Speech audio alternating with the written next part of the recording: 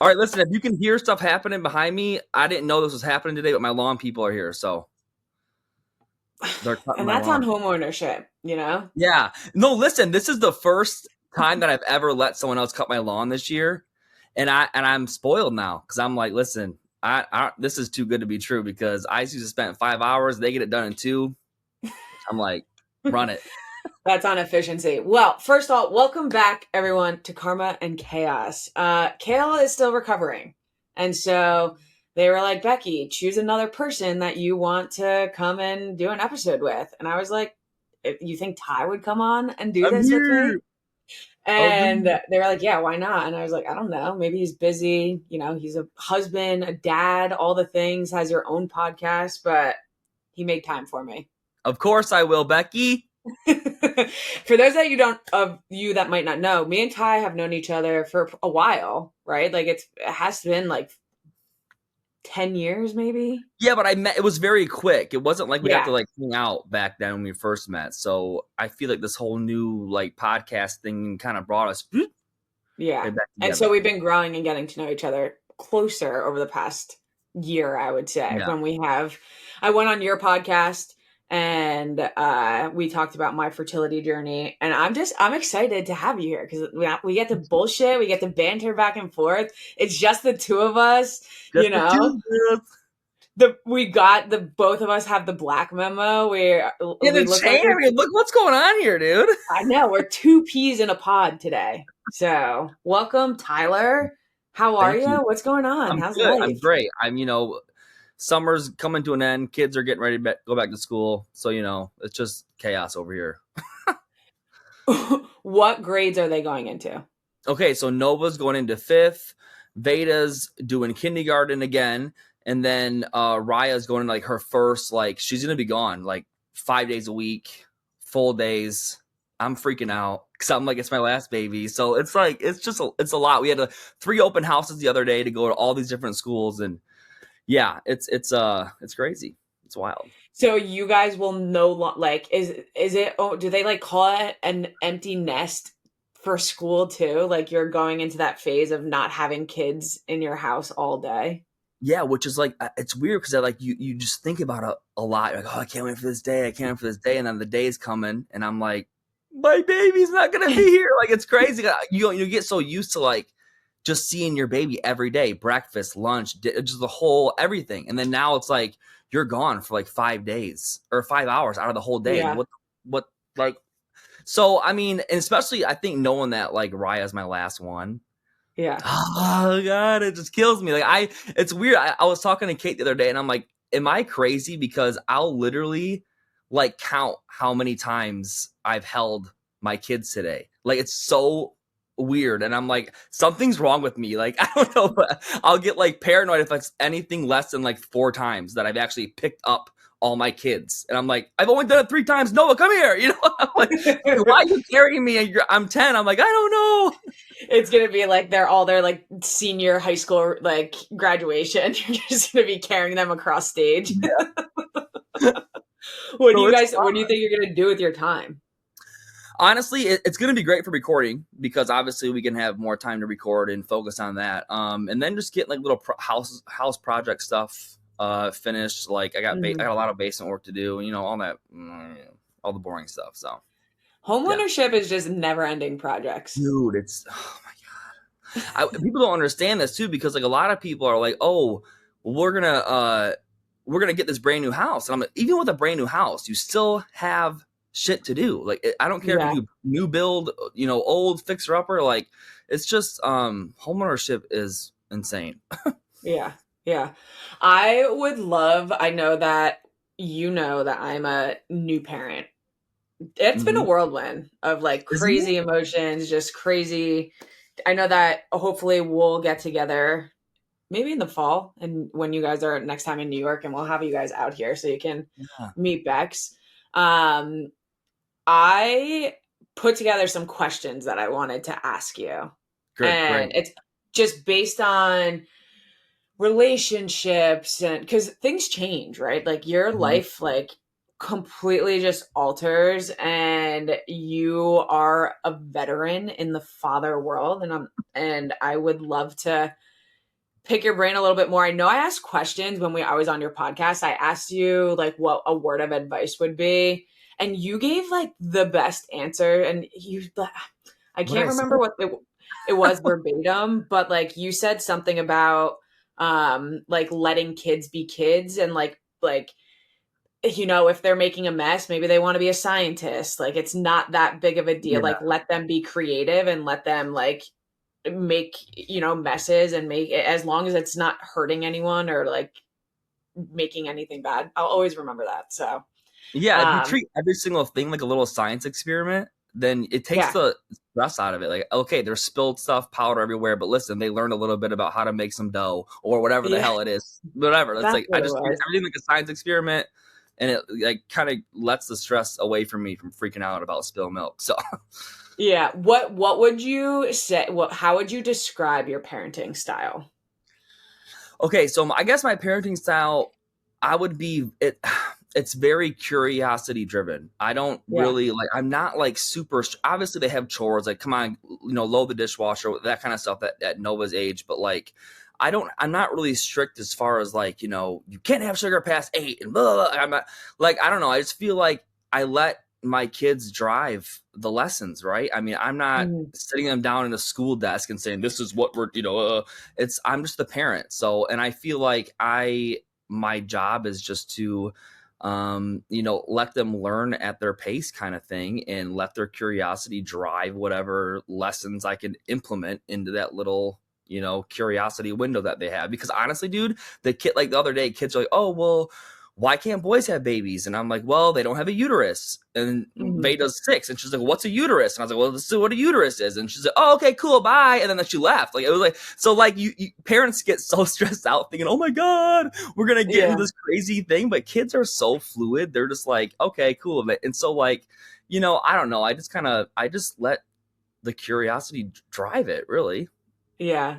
I think that you are very self-aware and know this, but your kids are in such a better place because they're surrounded by such free thinking and like the ability to be themselves, and there's no like I want to like gender norms, right? Like you have a very like fluid personality where like you aren't afraid to be emotional, you aren't afraid to like wear your heart on your sleeve, and you show that love, and not all kids are able to grow up in that kind of environment. So I feel like just who you and Kate are as people is like setting these kids up for such success, right? Like they just are in such like a loving place. I And hope that so. always makes me so happy. What you say, I hope so. I thought I hope so because I don't know. Listen, the thing about parenting is that you don't ever know if you've done a horrible job until it's too late to fix it. Because they tell you when they're like 19, hey, you totally fucked my life up. And I'm like, well, I can't go back to when you were 7 and 8 and fix it all. So I guess, parenting's one of those, you just roll the dice.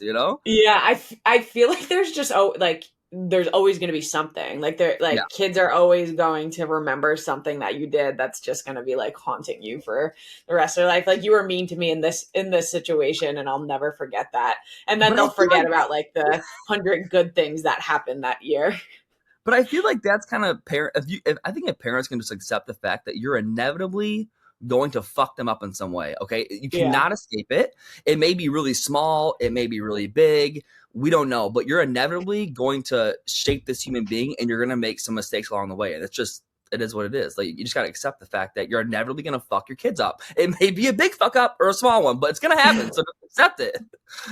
Do you feel like you and Kate have like changed at all? Like how you parent from each child that you've had?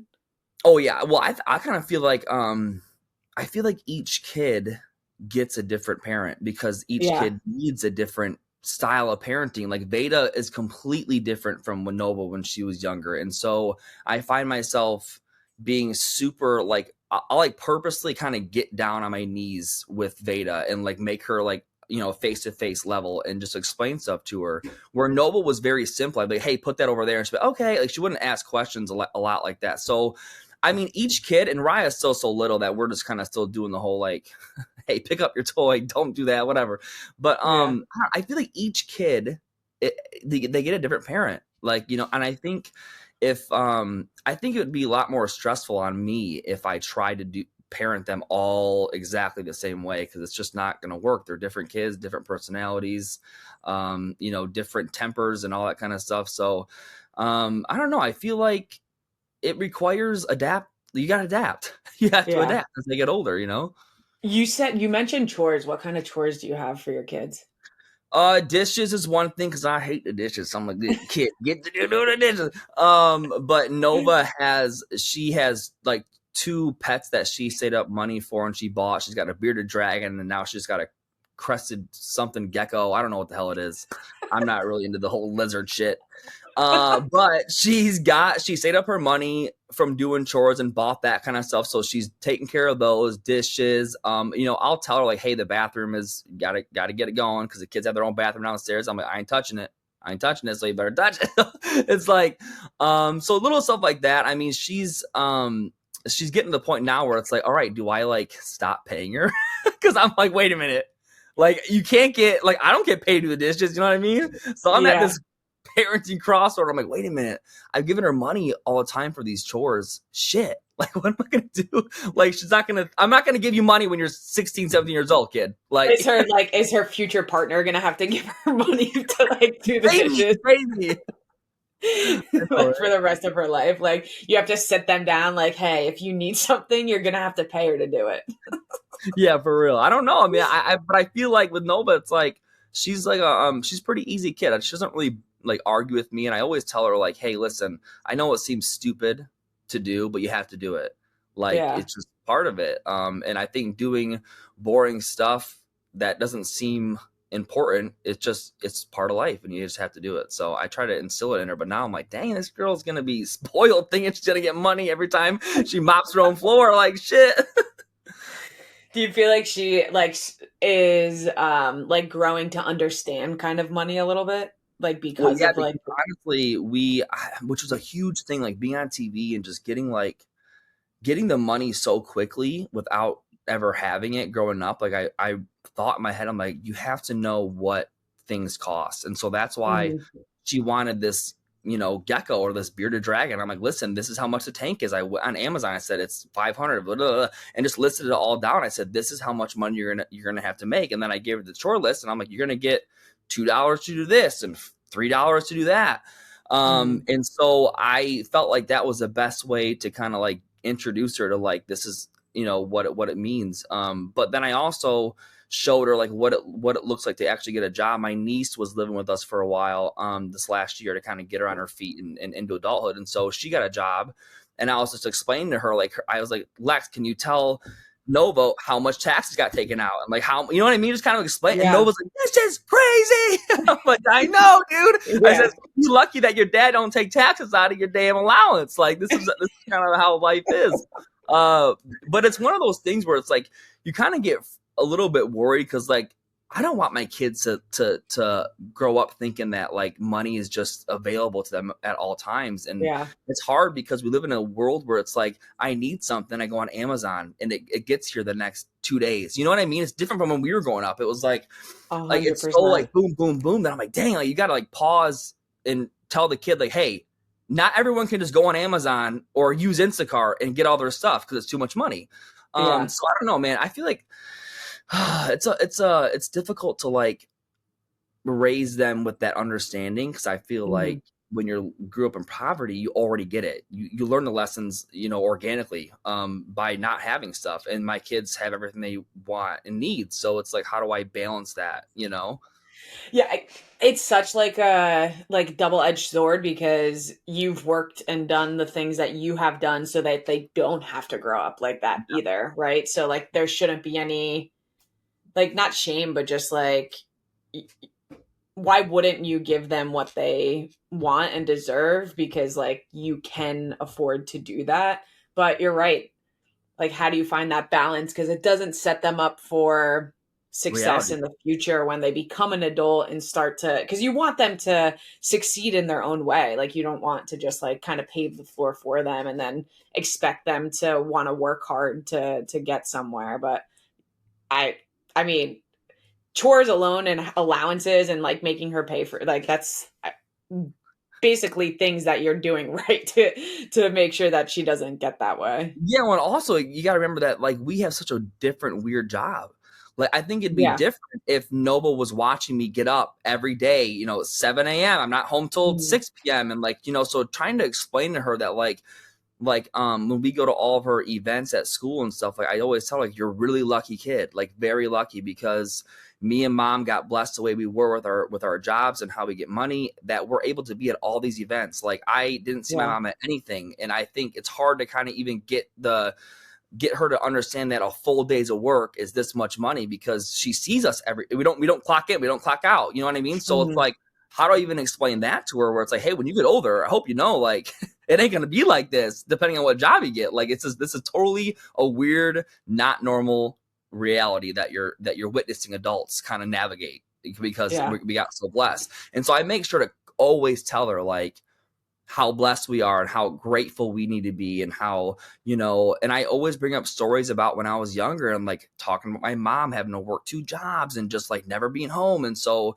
seeing her face kind of be like, oh wow, so your mom couldn't go pick you up from practice, you had to ride your bike. I'm like, yeah, that's what I had to do, because she had to go to work all day long. So I think even the job itself, separate from the financial stuff, but the job itself is weird. Like she doesn't see us clock in and clock out, and that's kind of hard to like have her understand that.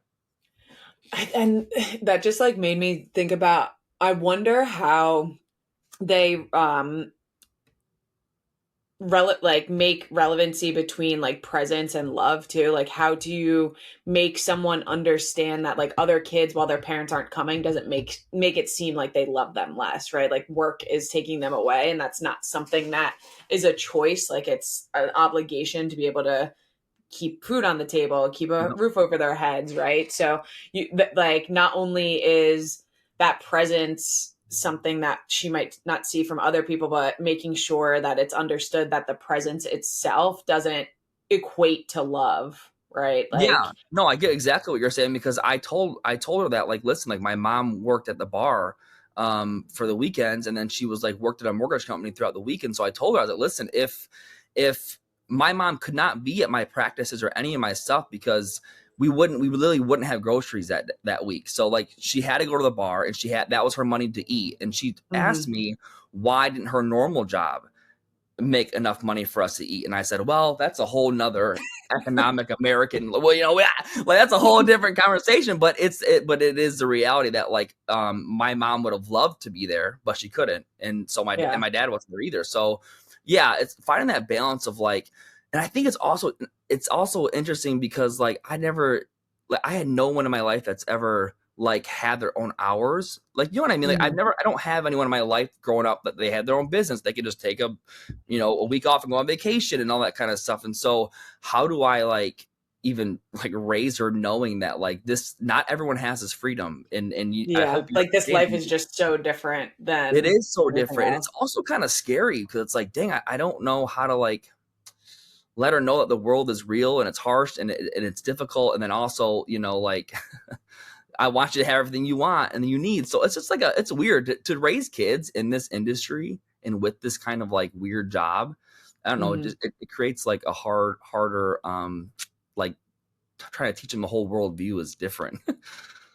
Yeah, I just like obviously I've been around Kale's kids since Isaac was 2. And so like I've seen Isaac or Elliot become such a profound like person who respects himself, who respects his like time and money and energy, that it gives me hope around like your kids as well, that if he is becoming that person, and like it's just possible with the right love and support around them. And obviously your kids are going to have friends, they're going to be able to see inside other people's lives, but it's really kind of sweet. I see him wanting to like help his friends too, because he has the ability.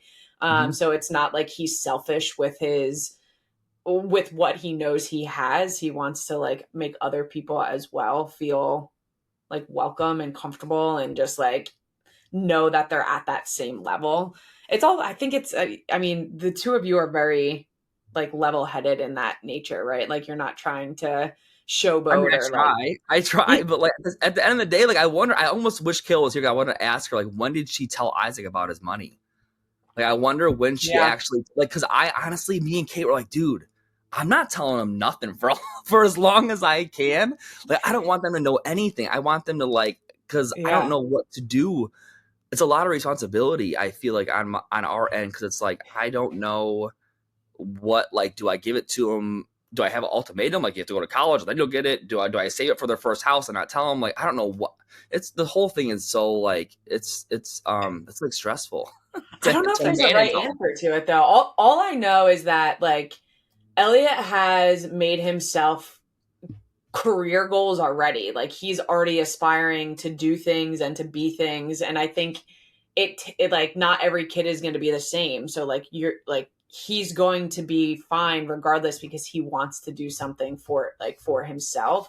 And so whatever money there is will be able to support kind of that those choices, you know, going to college or but I think it's like by kid because like every one of her kids is going to be different, right? Like, Like, I don't know when to get, like, do I might never give your little asses this money until I figure out, until I know for a fact that you guys are doing what you're supposed to be doing. Cause like, dang, like yeah. life can take such different turns. I don't know what to do, but I mean, I I think a get, house is perfect though, right? Like things that are like that will help them in the long term, like saving for things like that. Like I will help you with your first home. I'll help you with like things that where it's not like just spending it on lavish vacations and blowing money on things that aren't going to help them in their future. yeah, I think Um, a house for sure. Like, I even told all my kids too. I'm like, listen, I'm not requiring you to go to college. I know it's not for everybody, but you always need a house. You always got to have a house. So, and if I can get you out of having to have a mortgage and own it yeah. yourself, right when you start adulthood, then that's what I would love to do. How much property do you guys have? 6 acres. You could just build a couple houses there for. Yeah, yeah. Get a little commune. Yeah, Yeah. yeah. That's what Leo it's Leo always talks about. She's like, he can live here forever. Like I never want him to leave. I was like, okay. How's that going? How is all of it? Like, I mean, It's just good. parenting. I struggled a little bit in the beginning of I like didn't have that instant connection and it like like scared me because What like I do you didn't mean? know like I didn't connect with him instantly when he was born. Like I didn't feel this like overwhelming like love and like wow, this is my child. Like I'm so happy. I'm so excited for this new chapter, especially being an emotional person and being how excited I was like, you know, during the pregnancy and just during the conception of everything. So when he got here, it was like, who is this stranger? And like, why don't I love him yet? And I actually opened up about this on this podcast and was like really upset. And I went through like 3 weeks of just battling all of these thoughts and feelings. And then when I opened up, it was like, yeah, a lot of people feel that way. And like a lot of people don't have like those initial connections. And so once I removed those expectations of needing to feel a certain way, it's been like just so much better. Like I've just been enjoying like the Good. smaller moments and Bex is like a really good kid. So we got like kind of lucky in that, right? We're not overwhelmed by screaming or crying that's inconsolable. He like he sleeps in his own bed in his room. We put him in there after 4 weeks and like we'll put him down and even if he's not asleep yet, he'll just lay there until he falls asleep. Like he's very You guys got real lucky. You better count your lucky stars. That's crazy. I Yeah, know. super I lucky. think the universe knew that like I Yeah. needed like to ease my way into it. I think it's interesting though, because what you mentioned, it kind of reminds me of like not everyone, this love thing is not just so automatic in that you actually, and I think people, like I made a comment a couple of years ago where I was like, I'm so in love with Nova. And they're like, why would you say it? That's so weird for you to say in love. And I'm like, really? I guess I never thought about it. But when you speak like that, it reminds me of like, we do fall in love with our kids. It is like Yeah. it is a journey that you, and every stage is different. So you like, I don't know. I feel like it's not, you're not, but you definitely aren't alone in feeling that way. Cause I've heard that from a lot of people and they get so like freaked out about the expectations and what you're supposed to feel like, and it's like, just take it out. It just, you're gonna fall in love with this kid. It's inevitable. Yeah.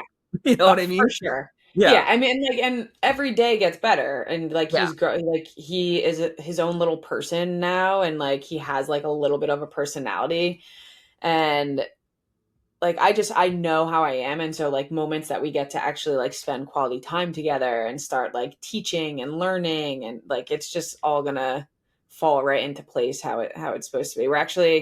We're restarting the process too for number two, so Oh shit. yeah. Oh man. Oh my god. Right now? Like right now it's happening? Holy shit. Yeah. You guys are So jumping right in. That's crazy. well, because we have two, uteruses to play with, and we don't. So I'll be carrying next. I'll be carrying Leah's, hopefully, right? Like if I can get pregnant, we're hoping before the end of the year. That's like our Holy goal. shit. Yeah. That's intense, dude. Damn. You Yeah. about to carry a baby, possibly. That's fucking wild. I've never in my life like wanted to be pregnant, and so um Not even the when she was pregnant, though. You didn't like see her and be like, "Oh, I kind of wish I could feel that," or do that. No, No. there, even now, like it's like like if I never got pregnant, that would be okay. Like I want to be pregnant because I think it would be like how fucking beautiful is it Mm, that I get to carry a piece of Leah like that? Like yeah. is just you can't describe that, right? Like Mhm. I get to carry her in a way that most queer people would never even like really conceptualize being able to have that connection. So that's what I'm so excited, and I'm so excited to be able to like carry a piece of Leah and give like her dad a piece of them, and like Mm, and give that back. So that is where my excitement comes and why I want to do it. yeah. um I've been taking a bunch of medicine though, and I've been getting really nauseous. So I've been like taking estrogen like 3 times a day. And Yeah, how does that work? Like, what do you have to do to like prepare, like to like, how do you do that? it's a lot. Like, so I'm not doing another retrieval. So I'm just prepping for a transfer. So like, cause Leah's embryo is already made with our donor, Okay. um, all the things. And so my body, like I'm on like 25 pills a day. It's crazy. I'm on 2 different shots. Yeah. Which is just wild to me that like I'm doing all of this to prep my body to be able to be pregnant, and like straights are just raw dogging it through life. Like even when people are like having trouble conceiving, like why don't people give them like progesterone shots to like try to help, because that like it helps like make a place for a pregnancy to stick. And then I'm taking like anti-rejection stuff and like estrogen to make all the things work. And it's interesting that there aren't more things to try to help people that are struggling, and it's just automatically goes into IVF. Like, But yeah. is this all through the fertility clinic? All Yeah. this like the pills are okay. So yeah, it's interesting because I wonder why people wouldn't just take advantage of that resource. Yeah, Like, like so why aren't there like simpler things that people can just try at home, like with these types of meds, before they have to like spend their life savings to go into infertility treatments, because it's not fucking cheap to have a yeah. kid medically or scientifically. Yeah, well, scientifically, that's a whole different. Oh my god, yeah, like that's It's wild because I'm crazy. actually like, and also like, how do you like? It's also, I mean, what a crazy birth story that you're gonna have to tell all the kids, like, hey, like this is this is how you came into the Yeah. world. Like, it's way different from your friends, and it's gonna be, it's a lot. That's a lot.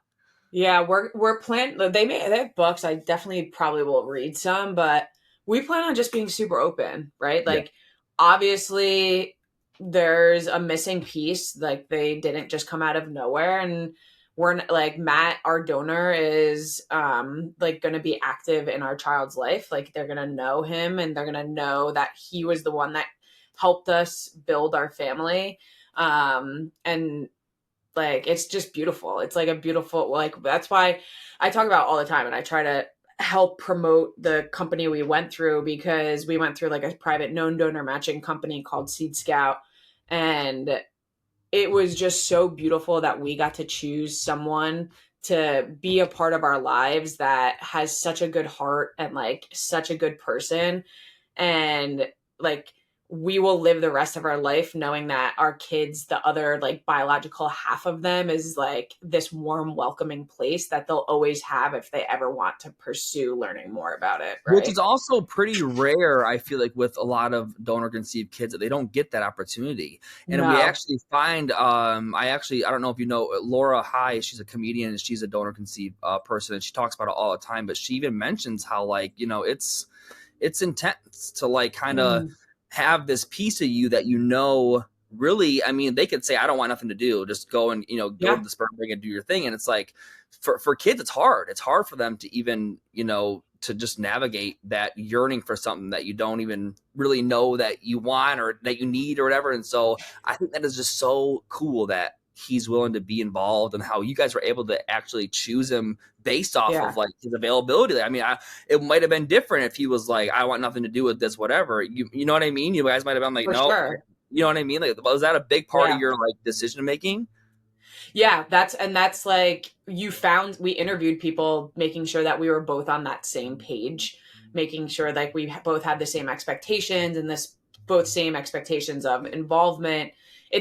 Like every step and everything is very intentional for us. And like you said, there's a lot more studies around donor conceived adults now that Mhm. just show like there's more ethical ways of Yeah. doing it. And quite honestly, and I'm sure you can kind of resonate with this, one of the biggest, because we initially were just going through the cryo banks, like going through anonymous donors, I couldn't get out of my mind because when you go through those situations, the file opens up at 18. So that at 18, our kids can go and try to contact their other biological half. And I couldn't get out of my mind the potential of that person living in a homophobic family that like would just like hate my child and hate Mm. how they like were put in that situation, and then just met with so much hatred, and then there would just be this awful just like situation that we were in that we would have to deal with. And it was just like playing over and over in my head that there was just like this guy out there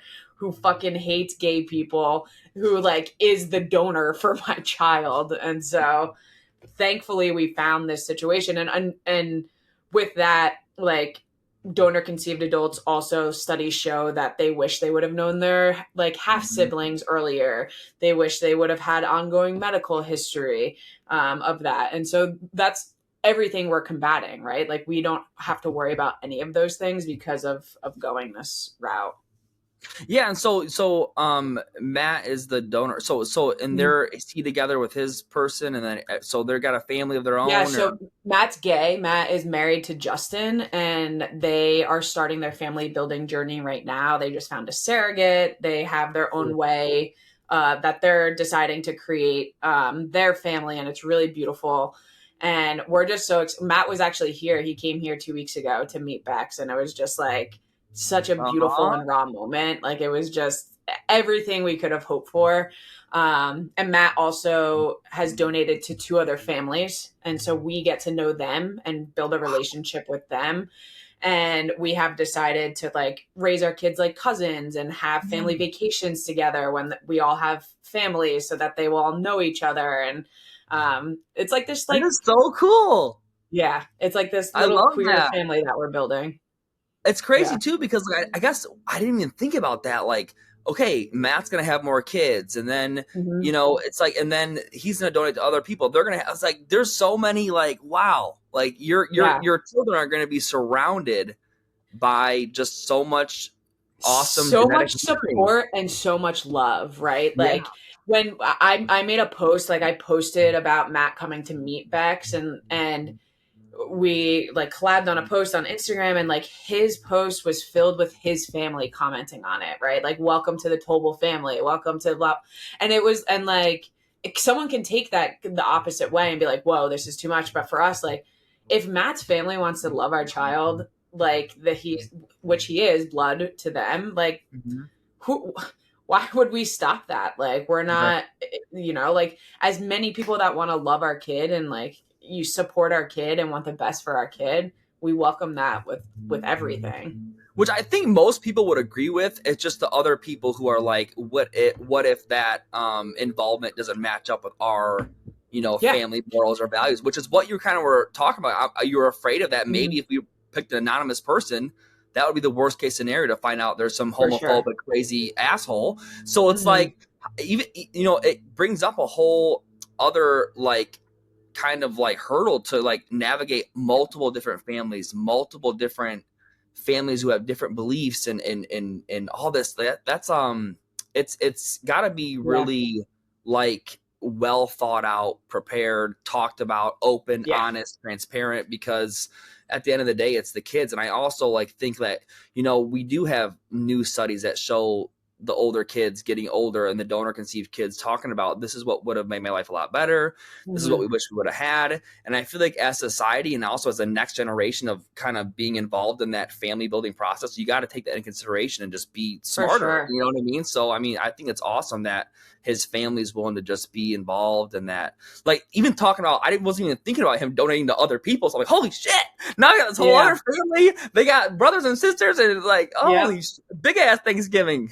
Yeah. Yeah, big ass holidays for sure. Yeah. And like, that's why it's so like there's so much intent behind it, and there's just so much intent for us to, it makes it easier for Matt and Justin, because Matt and Justin are also in the situation of creating a family in a unique way, right? Like, they also have to understand that someone's going to have to donate to them to be able to create their family. So those complex feelings of family building that come from like a queer relationship, or someone deciding to start a family on their own, they already are going through, so they get it. They get that like someone else is going to be involved in their story, so it's not this just new idea. Like, they're already going through the emotions of it, so it's just like this beautiful connection that we both understand and both respect, right? Like,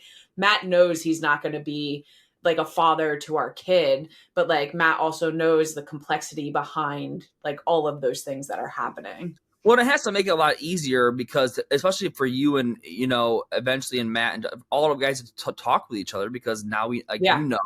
you went through this, I went through this, like, now we know. I feel like that has to create a lot more ease, because I couldn't imagine, like, you know what if the donor person had a full biological kids, and, like, they didn't have to go through the family building process that you did. Mhm. It'd be hard to kind of relate and just talk about the issues that would come up. And I think it's just awesome that everyone's just Yeah. coming together. I mean, I think that's, like you said, intention is everything. So I think the focus and the attention that you put in to make it happen this way, and everyone's on the same page, that's a beautiful thing. Because I think what we see a lot of the times when it's older kids who are donor conceived, or different, family origin stories, that they have a hard time with that divide between two different families. And Yeah.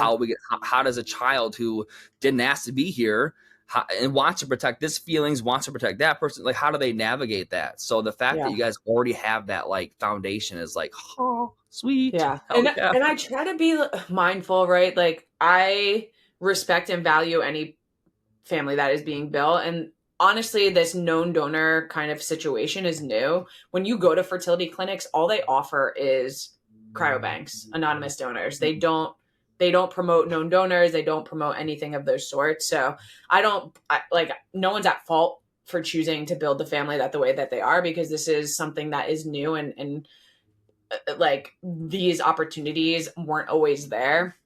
But I like to be vocal about it because they are there now. So people that are starting their family building journey, like, always keeping these things in mind. I mean, just adoption is like similar, right? Like, adoption, Mhm. like that, the mentality behind it of just building families and being mindful of what we're doing to these people, of like bringing these kids into the world, and like having that support and being able to do it in the most like ethical and understanding way.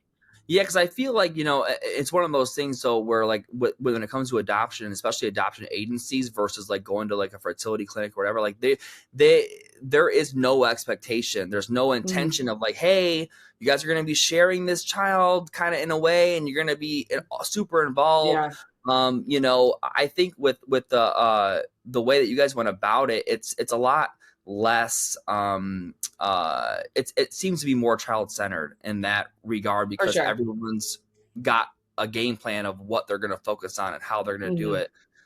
With adoption, you get that messy part where it's like, here's a baby. Once the baby comes, there's no out. It's it. It's a Yeah. wrap. Like, they can choose to do whatever they want to do. And also, with the adoption agency, it's like they're using it as a service for an adult. It's not for the Hmm. child, which is what it was originally designed for. So, Do you feel like but it's changing? Do you feel like the adoption world is changing at all? oh, it's changing. It's Yeah. changing really quickly, and I think the agency, the industry, really is scrabbling to kind of hone in and kind of bring it back because I mean, women are just not relinquishing their children like they used to, Hmm. and the agencies have to get pretty like creative with how they're going to like get women in the door, and you find that a lot of like 25% of their budgets are for marketing, which I thought was so weird because if you go into Google and type in pregnant, don't know what to do, scared, whatever, like I'm pregnant as a young kid.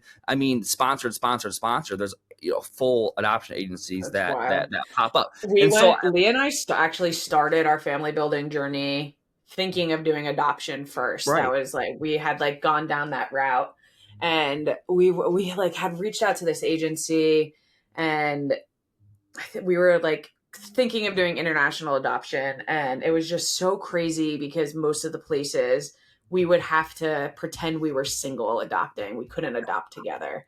Mm-hmm. And so like that was just like a realization of holy shit, like we're not building a family together, we're not like this, like how is Well, you're doing it in a shady way. If I can't be fully yeah, authentic and transparent through this process, then what, you know what I mean? Like, and I yeah, like think you're going as friends and like you're adopting singularly, like don't get married yet because like you have to be single to be able to like and adopt. see, and that feels to me that would make me feel I would not feel good about it. I'd feel like No, and we no, didn't this is we didn't yeah. feel good about it. That's what No, kind it, of it feels weird. It almost feels like you're being shady. And what I think it comes down to is that the intention for wanting a baby, is it for is this what it's about? Like you to go through this process and have to like lie about who you are in order to be a parent. Like I don't know. yeah, That's just weird. That's so weird because a lot of the agencies are very faith based, and so obviously that has a something to do with it. But yeah, yeah, I find I talked to a couple people who were looking to adopt, and they actually left because the agency told them like, hey, like you don't have to, you can agree to these things about open adoption and seeing pictures and letters, but once you get the baby you can just and then the people are like, whoa, like I can't do this. Like you're literally, as an agency, you're telling me that I have to pretty much lie for 9 months and pretend that I'm going yeah. to let them be involved, and I can just cut them off and it's fine. And it's like, yeah. So like, yeah, the It's industry of adoption in America is they're scrabbling hard to try to figure out how to keep it a multi-billion-dollar industry. So yeah. unfortunately. I'm curious. I like something Lee and I talk about often is just being a parent's hard, right? Like being a Mhm. new parent is hard. Being like bringing a child into this world is harder than one can even imagine. Your life completely changes. The life that you once knew is no Oh, longer kind of there. And we're like, how can people who are in toxic relationships bring a child, like how is that even like we Lee and I have a really great relationship, and like we even have our struggles of like what this past couple months have looked like, and we are a strong couple, like there is nothing coming between us. And I'm just like, for you, when you guys, like how have you kept your relationship so strong throughout this, and like what intention things like were done to continue to build on your, like you and Kate's relationship? I mean, I think one thing that I think I mean, it's a little different with me and her because we had Carly when we were so young, and so we Hmm. knew right offhand of what that was like and how bad we wanted to be parents eventually and stuff. So I think we had a lot of intention building before we decided to raise Nova. But I think people are naive sometimes when it comes to the fact of like, oh, it's our beautiful relationship, we're just going to add a child. It's like, no, everything changes. Communication temperament changes, Yeah. scheduling changes, the environment, the vibe, the freedom change. Like you think bringing a kid in the little mix is we're just gonna add a little baby and it's gonna be what we had before. It ain't that. No, it's nothing like that. And I think people need to like really like understand and just kind of just figure out like, hey, like this is gonna change our whole life, not just our life individually, but together as a couple. Like it changes the relationship dynamic. And for people to believe that that's not the case, it's just you're naive. It's going to change everything. Because I think one thing that me and Cate did though was that we constantly would check in and understand that like, okay, listen, you've never done this before, and I have never done this before, and I think that helped us a lot with giving each other grace. Like, you lose your temper, you do this or whatever. It's like, I know this is your first time. And so I think that we kept kind of telling each other that like, you're new. This is new to you and new to me. And so I think a lot of grace, because I think people can get really caught up with like, that's not what I would do. And, warm the bottle for 30 seconds instead of 25 and all, it's just like all the stupid little things that are so minor. Just understanding that we just kept giving each other grace that like, this is new for you. And I think one thing that is important to realize is that you guys are going to grow together throughout this whole parenting process. You're going to change. It's inevitable. You're going to change. It's inevitable. Like, it's just how it is. So constantly checking in. How is the change going for you? How are you feeling during this transition of the change? Like, you know what I mean? Just constantly asking how they're doing and just keeping like constant check-ins, and then giving them grace, because this is the first time and it's scary and we're all freaking out. Like, you're freaking out. And I think we like to pretend that we, like, me and Cate, it's so funny because before Nova came in, we're like, we're gonna do all these crazy ideas. We're going to have cloth diapers, and we're not going to do pacifier past whatever the fuck we said because we're stupid. And we need all the diaper genies and all these weird things. And it's like, dude, and then the baby comes and you're like, cloth diapers, that's fucking insane. And here's a pacifier, go, like, take a nap. Yeah. Like, so you have all these big grand ideas of like how you're going to be as a parent. And then reality just comes crashing through. So it hits you right in the face. Yeah. So, I mean, I really think that's the best thing. Leona, everyone was like, oh, did you read any books? Did you prep? And we were like, no. And like, literally, I think it's the best thing we could have done, because we didn't have these expectations of what we should be doing. Like, we just kind of like went with it, and it made us a lot more lenient and like relaxed. Like, we just like we're smart people. So at the end of the day, we knew that he was going to be alive, healthy, and taken care of. And so like, we just like winged it. And it literally has made it so much easier not having the expectations of like what we need to be doing. Well, I think especially if you're going to have expectations as a parent, like, you're already setting yourself up for a lot of disappointment, because that shit ain't gonna pan out how you think it is. And every kid's different, and you can have all these expectations you want, but I think the less expectations you have, the better, because life's gonna throw you a lot of curveballs. I posted a video yesterday about when do you start having your kid on a sleep schedule? Am I intently looking to actually put my kid on a sleep schedule? No. But like, it's a good discourse. Maybe I'll get some good info out of it. But like, I posted it, and Lee and I were reading through the comments and stuff. And someone commented, there is only one driver's seat and you are not in it. Like, you're not. Yeah. Like, that's actually you are great. No longer the driver. Yeah, that's actually great, because that is so fucking true, dude. Because you think you are, you ain't. You better get back in the back seat, because this ride's going without you or not. So yeah, it's like, oh, we have all these like plans, and it's like, oh, actually, you need to eat now, so we're no longer. Those plans are no longer ours. Yeah. Now, would you say sleep schedule though? Like, what? Like, I mean, like, should we be like? Should there be like a nap schedule? Like, should they be napping at the same time? And most of what I saw in the comments was like 2 months is a little too early to try to start having nap schedules. Like, that'll come a little bit later. Yeah, I was gonna say, because the newborn stage, like, I don't even know. I'm gonna say the first 4 months. It's like you're just whatever happens that day, that hour, that Yeah. second, he was doing it. Like you look tired, you're taking your nap in here.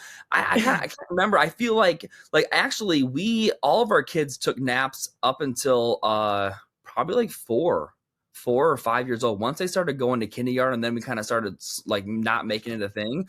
But I'm gonna tell you right now, my kids needed that shit. Like once they get to a certain age, you're gonna know, oh, you need a nap. You need a nap right now. You are crabby as hell, and like, dude, like. But I feel like, yeah, 2 months.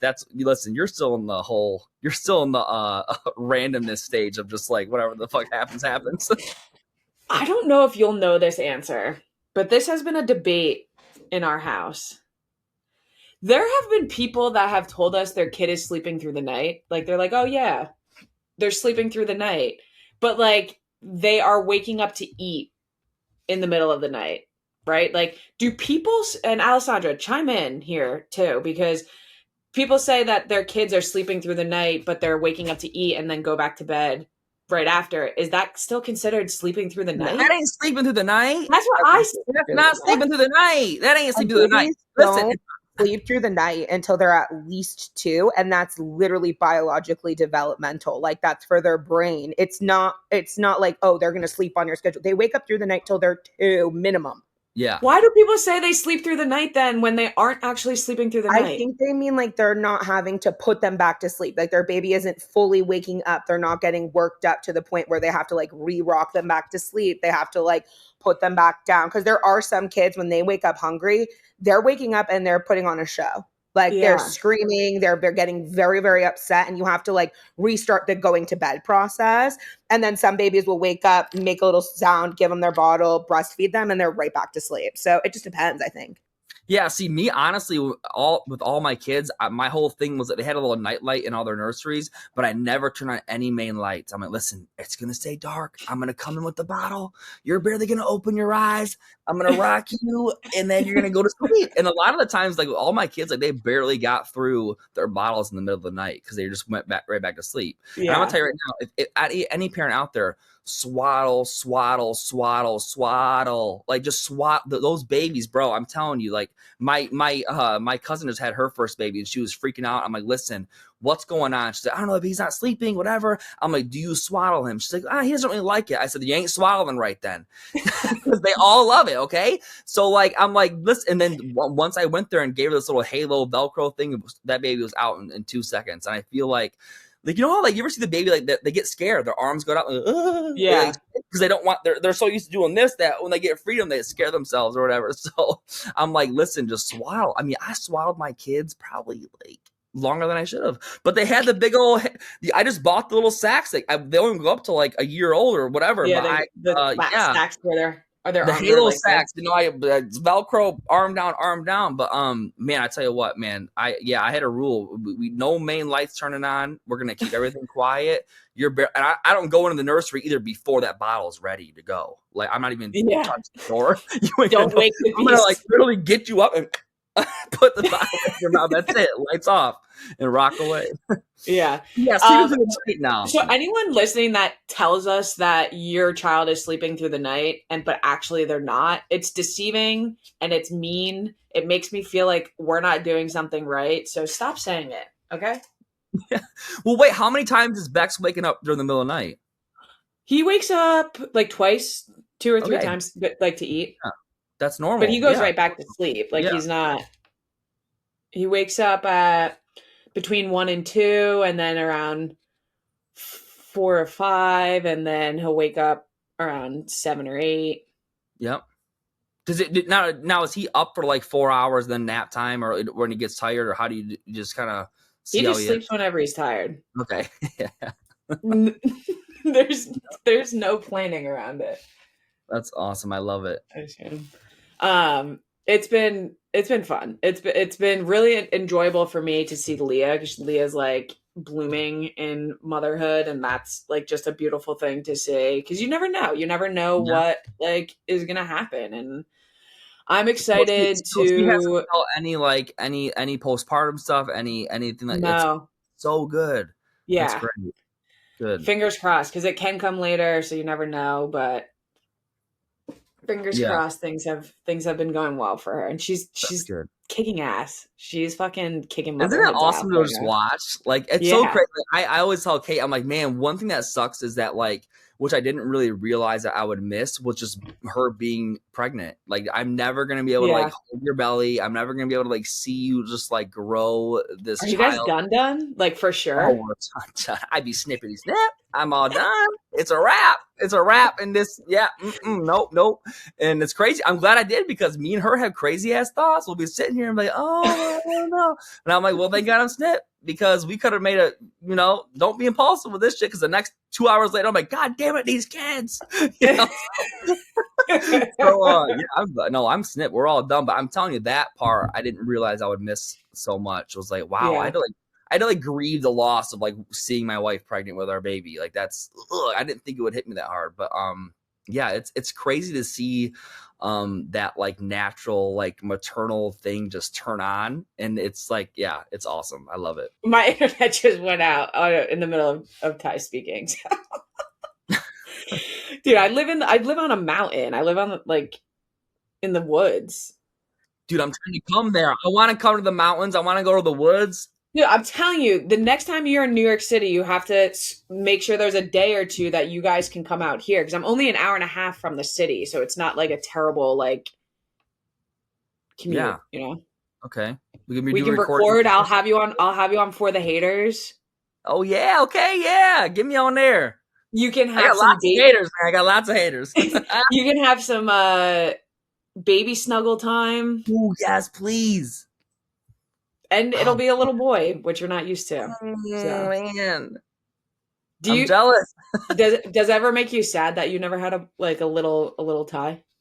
I think for the first couple of years, like after Veda, I was like, yeah, when Veda first happened, I was like, dang, man. I think a part of me was like, I guess you get this idea in your head, like, I'm gonna have a boy. Like, you don't think you're not going to. Because I knew I was going to have more than one or two kids, but it's like, I think it just slowly went away once I just was surrounded by all the girls. I was like, man, I just can't even imagine. And also, I will say, being on the girl side, I'm going to be involved in all the grandkids. Like, I'm not the baby daddy dad. You know what I'm saying? Like, I'm in there because I know a lot of people that like, it's really unfortunate, but like, they had a baby with this girl and now she moved and it's like, his parents can't get involved because he's not whatever. So I'm like, hey, I'm in. So you ain't kicking this grandpa out of nothing.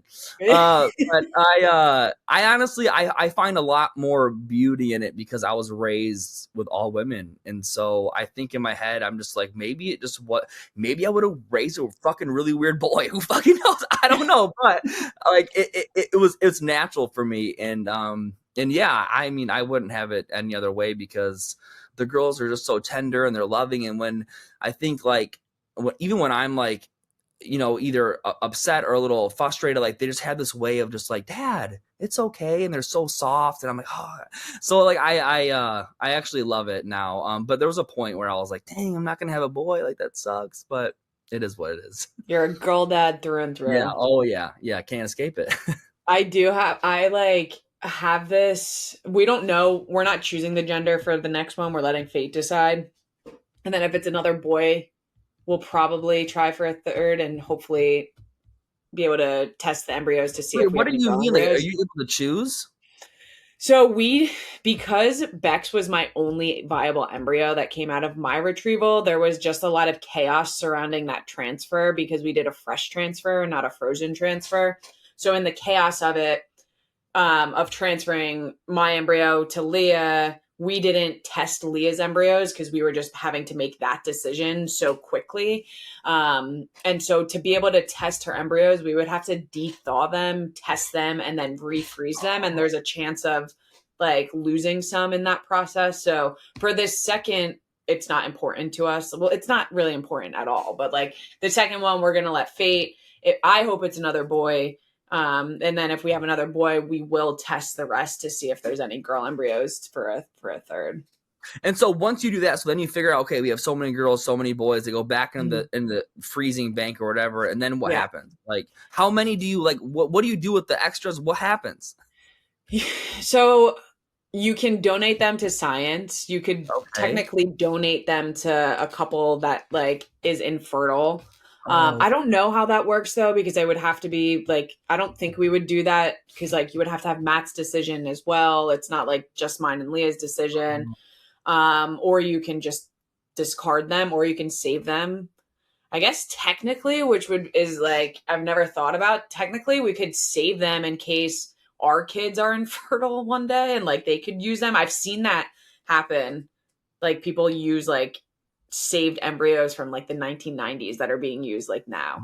oh, what? Yeah. Whoa, dang, that's a crazy birth story. Could you imagine? Hey, man, Yeah. I'm actually technically older than you, but hey, that's like, Yeah. whoa, that is I crazy. just saw a story like there's a lot of laws and regulations around surrogacy. Surrogacy is actually wild. I don't know if you've like delved into it at all. Like A little bit, but not a surrogacy is like lot. illegal in most states, and then like there's like a lot of restrictions around it. I just saw someone is a surrogate, and typically in surrogates contracts, there's like you're not allowed to engage in intercourse within a certain time before you do your transfer, like being a surrogate. Right. And this woman is now pregnant with twins. One is biologically hers, and the other one is the one that they implanted. So she was pregnant, What like, the yeah. fuck? So she had gotten pregnant and then did a transfer and so they're both in there, like, not like, yeah. What Isn't the that fuck? crazy? So wow, that is wow. So it's So she'll twins, give but birth to both and then, like, keep one, and the other one is for someone else. oh my, that is okay. That is wow. It's That's fucking actually wow. pretty common for not pretty common, like it happens often, like when two gay men have a surrogate. I've seen like it where they'll implant two embryos, both from like one of each of the dads, so that they're twins, but they're only technically half siblings. What the fuck? Yeah. Science is wild, dude. That Yeah. is like, whoa. Now you mentioned something though. So wait a minute. So Matt would have a decision. So where do you come into all that? How do you make sure you can make this? You know what I'm saying? Matt would have a decision what we do with the embryos, the leftover embryos. I would think so, because like I don't know. I mean, we Yeah. haven't signed all this legal paperwork, so I'm sure it's written out in there somewhere. But like, how do you establish that as the person who's not caring? Like so how do you Yeah. establish is there a court? Do you sign off? Like Matt goes, hey, she Yeah, can we have. have all legal, like, we have contracts between us. We have contracts between, like, I think we had to make a decision. Like, if something happened to Leah and I, what would happen to the embryos? Like, if Mm. something happened to one of us, what would happen? Who would have responsibility for them? So we had to do all that legality stuff prior, And then for you have sure. to actually adopt because it's like you Yeah, have to. I have to adopt Yeah, Bex right, because Leah carried him. And so right. like birthrights go to the person carrying. So I still have to go through. I haven't done that. We haven't done that process yet, but we will have to. Yeah, because I was gonna say it's not really like an option. Like you have to do it in order to protect the Yeah, family preservation. Like I have to adopt. correct. Yeah. So the way that it matters, like we could go our whole lives where it wouldn't matter, but like you don't ever want to be in a situation where it does matter and you didn't Yeah. do it. So like New Jersey is typically a blue state, so we're typically safe here. But like international travel or traveling to red states that don't recognize like two of the same gender on a birth certificate, it could be a problem there. So you legally adopt, so when you're traveling or in a different state or something like that, there's no issues. Yeah, which is crazy to think about adopting your own Wild. baby. Yeah, like Wow. That's yeah. biologically mine. Yeah, right. That is crazy. But I guess that kind of brings up the whole like why surrogacy is so how do you even Surrogacy is wild. yeah, like how do you establish this? Because when does a person have the birth rights and then when they don't? And it's like, dude, that whole thing that's a lot. There are some Actually, like isn't surrogacy not really like the world doesn't reckon like I know in other countries yeah. you cannot do it. Yeah, so like there's some states like you are contractually not allowed to travel if you're a surrogate into certain states, because if if I was a surrogate, say for you, and like I traveled, I don't know what state it is, but if I traveled to X state and I gave birth there, I have legal rights. Like you have no rights, even if it's not biologically like connected to me. That is Yeah. insane. Yeah. Surrogacy is wild. Yeah, because someone actually brought it up to me. They were, we were talking about the whole adoption thing and how important genetics is and how important genetic mirroring is growing up, blah, blah, blah. And they're like, well, if biology is so important, then what do you talk about like surrogacy? And I'm like, well, I think what it comes down to is that biology matters up into a certain point, but the womb is the womb. So the baby who gets separated from the womb the baby doesn't know that the womb isn't biologically related to them. They just 100%. Know that this woman who's carrying me. And so they're talking about maternal separation trauma for babies who get relinquished and are actually taken in these maternity homes. They get the baby taken right away and they don't get time to the mom doesn't get to hold the baby and stuff. And how now we're learning with science that it's preverbal trauma, blah, blah. And so they were talking about genetics and how important it is. And I'm like, well, unfortunately, with the womb stuff, it's like the baby doesn't know the difference. And so, yeah, there's going to be maternal separation trauma, even with surrogacy. It's just part of it. But I think instead of vilifying it, let's acknowledge that that's the reality. And then let's put some stuff in place to minimize that or eliminate it if we can. For sure. I think there's it's a hot topic, obviously. Yeah, absolutely. I mean, we're in the conversation too. Like Leah carried an embryo that genetically wasn't hers. And so she also had that concern of like, am I going to feel like a surrogate? Am I going to give birth and not feel connected? And that was not the case at all. She is like chemically connected to this child. Like it's inevitable. She feels what he feels, all the things. It's important for people to know that like it's, the more we learn about how babies connect in utero with the mom it's crazy stuff. But it's important that we talk about it because I think people, the more they know, the better decisions they can make. And so, but yeah, surrogacy it's a whole different thing over there. Yeah, it's crazy. So many wild conversations. Which I'm assuming Matt and Justin, they're going to do surrogacy, you said, right? So that's. Yeah. So and they've had just like a wild journey of figuring that out too. Like it is like so complex and like so expensive. Like it is wild. Like you like no less than like 150K. Like surrogacy is who gets 150K?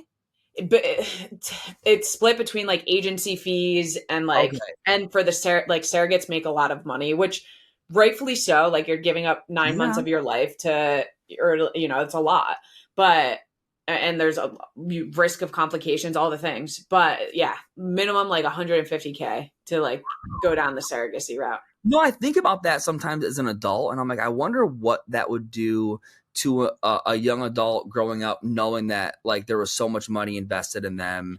So you know what I mean? Like, does that put any kind of pressure? Like, damn, my mama paid a lot of money for me. I better make sure I get A pluses and graduate and become a doctor. You know? I guess it's how like the parent like you better act right. You cost me 50K. Yeah. But that I wonder what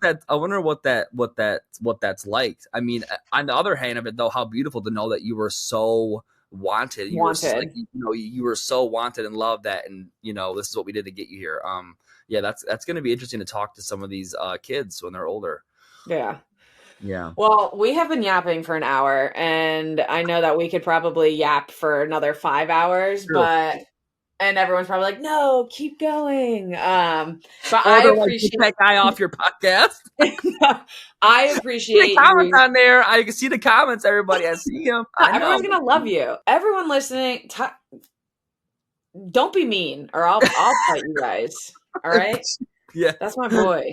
I appreciate you taking the time out to talk with me, to fill in for Kail while she chopped her chin off.